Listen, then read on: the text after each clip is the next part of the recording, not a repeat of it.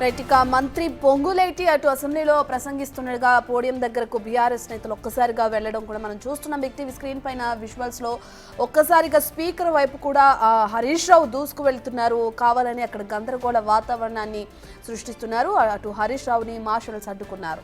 ఇక స్పీకర్ పైకి పేపర్లను విసిరేశారు వివేక్. అసెంబ్లీలో బీఆర్ఎస్ సభ్యులు వీరంగం సృష్టిస్తున్న విజువల్స్ ని మనం బిగ్ టీవీ స్క్రీన్ పైన చూస్తున్నాం. ఎప్పుడైతే మంత్రి పొంగులేటి ప్రసంగిస్తున్నారో ఒక్కసారిగా ఆ పోడియం దగ్గరకు వెళ్లారు బీఆర్ఎస్ నేతలు.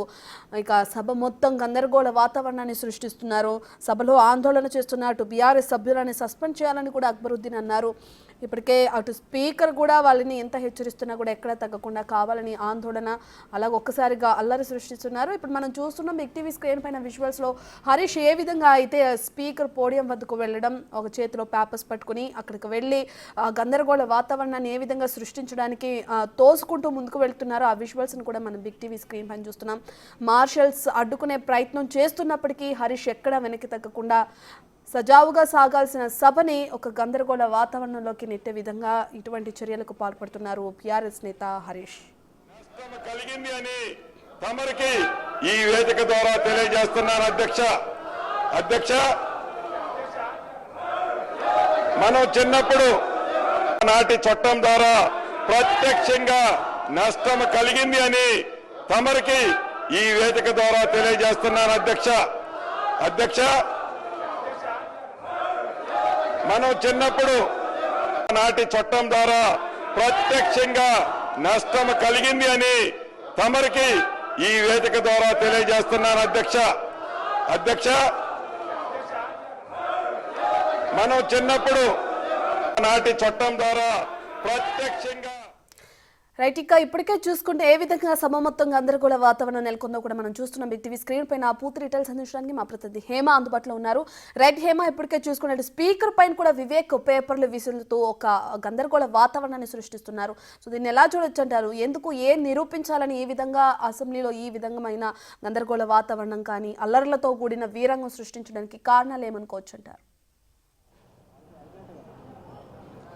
దాదాపు 10 ఏళ్ళు గవర్నమెంట్ నడిపి ఎంతో సీనియర్గా ఉన్నటువంటి ఎమ్మెల్యేలు, ముఖ్యంగా బీఆర్ఎస్ ఎమ్మెల్యేలు ఈరోజు అసెంబ్లీలో ఏదైతే తమ తీరు తమ ప్రవర్తన అనేది ప్రస్తుతం రాష్ట్ర వ్యాప్తంగా చర్చనీయాంశంగా మారిందనే చెప్పుకోవచ్చు. ఎందుకంటే అసెంబ్లీ అనేది ప్రజల పక్షాన పోరాటం చేయడానికి, ప్రజల సమస్యలపై మాట్లాడడానికి కానీ, ఒక వ్యక్తి గురించి కానీ వ్యక్తుల గురించి కానీ చర్చించేటటువంటి ప్లేస్ అసెంబ్లీ కాదు. ఇది ప్రతి ఒక్కరికి తెలిసిన విషయమే. అయితే ఈరోజు ఉదయం నుంచి ఒక్కసారి మనం అసెంబ్లీ జరిగినటువంటి సిచ్యువేషన్ చూసుకుంటే ఉదయం మొదటిగా అసెంబ్లీ అయిన వెంటనే గందరగోళం అనేది బీఆర్ఎస్ నేతలు ప్రారంభించారు. ఒకవైపు పొంగులేటి శ్రీనివాస్ భూభారతికి సంబంధించి ఏదైతే బిల్లు ఉందో దానికి సంబంధించి డిస్కషన్ చేస్తుంటే, మరొక వైపు బీఆర్ఎస్ ఎమ్మెల్యేలు మాత్రం వెంటనే నిన్న ఏసీబీ ఏదైతే కేసు నమోదు చేసిందో ఈ ఫార్మల్ కార్ రేస్కి సంబంధించి దానిపైన చర్చ జరపాలి అంటూ డిమాండ్ చేశారు. ప్లకార్డులు పట్టుకొని అసెంబ్లీ లోపలికి కూడా వెళ్ళారు. వెళ్ళిన తర్వాత స్పీకర్ పదే చెప్పారు, మీకు మాట్లాడేటటువంటి అవకాశం కలిగిస్తాము. ప్రస్తుతం ప్రజలకు ఎంతో ఉపయోగపడేది, ముఖ్యంగా రైతులకు ఎంతో ఉపయోగపడేటటువంటి బిల్లు పైన ప్రస్తుతం డిస్కషన్ చేద్దాం.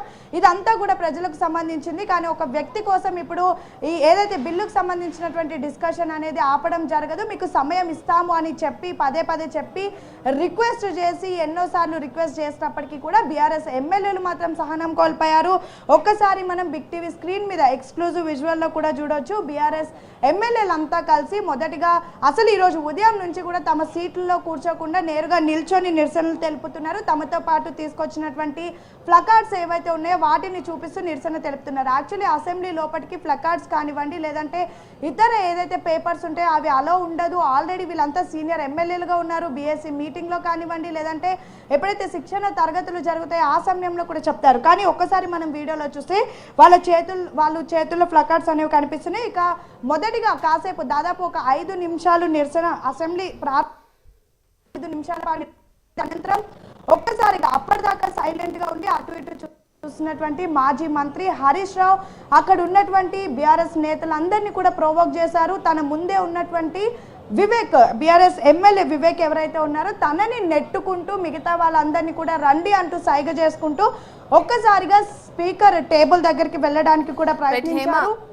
స్పీకర్ టేబుల్ దగ్గర కూడా వెళ్ళినటువంటి పరిస్థితి. వెళ్ళిన తర్వాత అక్కడ ఉన్నటువంటి మార్షల్స్ అడ్డుకుంటున్నటువంటి సమయంలో ఒక్కసారిగా మార్షల్స్ ని కూడా దొబ్బుకుంటూ నేరుగా స్పీకర్ దగ్గరికి వెళ్ళేటటువంటి ప్రయత్నం చేశారు. అక్కడ ఉన్నటువంటి మార్షల్స్ అంతా వెంటనే అలర్ట్ అయ్యి ఆపేటటువంటి ప్రయత్నం చేసినప్పటికీ కూడా మార్షల్స్ ని నెట్టుకుంటూ నేరుగా స్పీకర్ టేబుల్ దగ్గరికి వెళ్ళినటువంటి విజువల్స్ ని కూడా మనం ప్రస్తుతం బిగ్ టీవీ స్క్రీన్ మీద ఎక్స్క్లూజివ్ గా చూస్తున్నాం.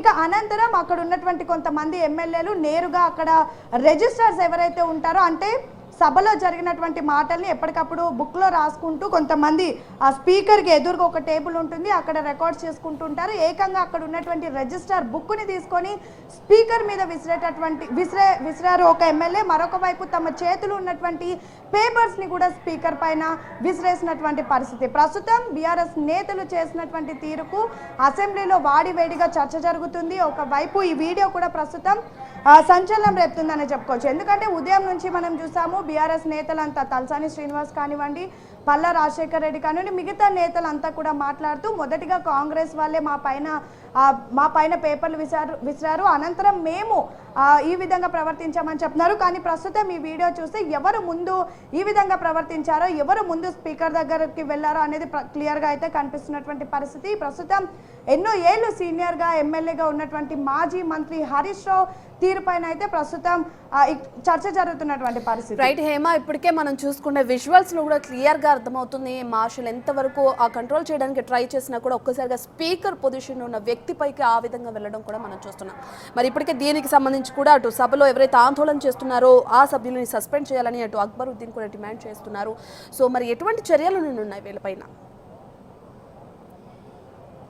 ఎస్, ఇప్పుడు స్పీకర్ వీళ్ళపైన ఏ విధంగా చర్యలు తీసుకుంటారనేది సర్వత్రా ఆసక్తి నెలకొంది. ఎందుకంటే ఎంఐఎం ఎమ్మెల్యే అక్బర్ కూడా ఇటువైపు కాసేపటి క్రితం ఎప్పుడైతే దాదాపు 2 సార్లు వాయిదా వేసిన తర్వాత కాసేపటి క్రితమే తిరిగి ప్రారంభమైనటువంటి సమయంలో అతను స్పీచ్ ఇస్తూ చాలా ఘాటు వ్యాఖ్యలు చేశారు. ఈ విధమైనటువంటి ప్రవర్తన తెలంగాణ రాష్ట్రానికే మంచిది కాదు, ప్రజలు యావత్ రాష్ట్రంలో ఉన్నటువంటి ప్రజలందరూ చూస్తున్నారు, ఎంతో సీనియర్లుగా ఉన్నటువంటి మీరే ఈ విధంగా ప్రవర్తించడం కరెక్ట్ కాదు. మరొక వైపు ఇప్పుడు మీరు ఏదైతే పోరాటం చేస్తున్నారో అంటే ప్రస్తుతం దొంగల రాజ్యం, దోపిడీ రాజ్యం అంటూ కొన్ని నినాదాలు అసెంబ్లీ లోపల చేస్తున్నారు. అసలు దొంగల రాజ్యం, దోపిడీ రాజ్యం అనేది గత 10 ఏళ్లలోనే జరిగింది, మీ హయాంలోనే జరిగింది. అలాంటి మీరే ఇప్పుడు ప్రశ్నించడం, అలాంటి మీరే ఇప్పుడు నిరసనలు చేయడం చాలా సిగ్గుచేటుగా ఉంది, తెలంగాణ ప్రజలంతా చూస్తున్నారు అంటూ కూడా తను చెప్పడం జరిగింది. మరొక వైపు ఏదైతే కాంగ్రెస్ ప్రభుత్వం తీసుకొచ్చినటువంటి బిల్ ఏదైతే ఉందో ఇది చాలా కీలకంగా ఉండబోతోంది. గతంలో అంటే ధరణి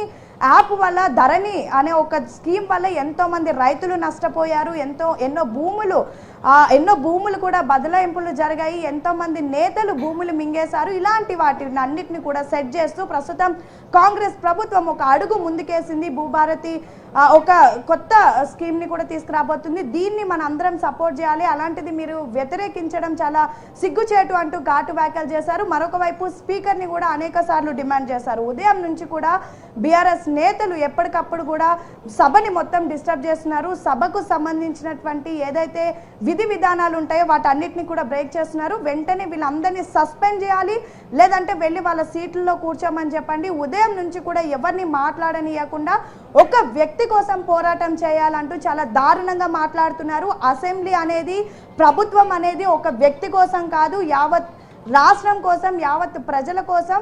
ఇప్పుడు ప్రస్తుతం బీఆర్ఎస్ నేతల ప్రవర్తన చూస్తే ప్రజల కంటే ఒక కుటుంబంలోని వ్యక్తి ఎక్కువగా ముఖ్యంగా అన్నట్టుగా వీళ్ళ ప్రవర్తన అనేది చాలా దారుణంగా ఉంది అంటూ చాలా ఘాటు విమర్శలు చేశారు. ఒకవైపు అక్బర్ మాట్లాడుతున్నటువంటి సమయంలో కూడా బీఆర్ఎస్ నేతలు పెద్ద ఎత్తున అక్బర్ ఓవైసీ స్పీచ్ని కూడా అడ్డుకునే ప్రయత్నం చేశారు. కాసేపటి క్రితం వాయిదా వేయకంటే ముందు బీజేపీ ఎమ్మెల్యేలు మాట్లాడినటువంటి సమయంలో